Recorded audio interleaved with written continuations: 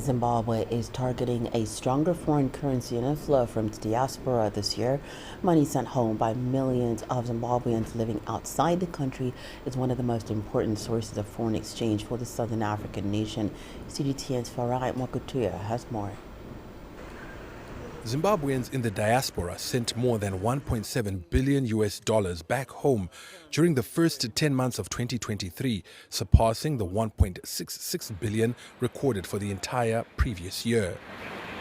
The target for 2024 remittances is north of $2 billion. They act as an alternative in terms of liquidity, foreign currency generation, capital for considerations for development overall, because credit lines are quite limited. Foreign direct investment is quite curtailed to some extent. So we need to find a way of realigning remittances from being consumptive to being productive.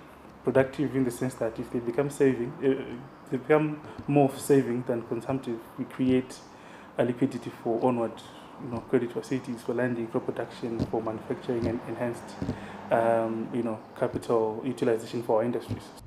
Efforts to mobilize more remittances and increase the participation of Zimbabweans abroad are being stepped up. The Zimbabweans in the Diaspora organization aims to identify investment opportunities back home.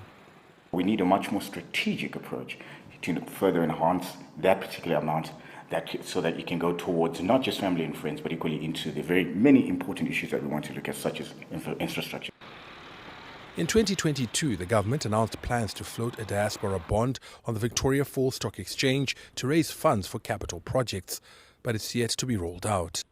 Authorities have been called on to address bottlenecks around money transfers, including lowering fees. The $2 billion projected by authorities is just a fraction of the money sent back home. Some Zimbabweans abroad use informal channels to send money to their loved ones. That money is not only unaccounted for, but can't be deployed meaningfully. It limits the traceability and the multiplier and the accelerator aspect in the formal economy. So to enhance value, we need to find ways and means of making that the circulation and the transmission of these remittances are formal.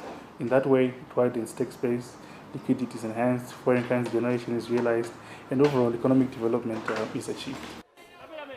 It's estimated there is at least $2 billion circulating in the informal sector here. Farai Mwakutuya, CGTN, Harare, Zimbabwe.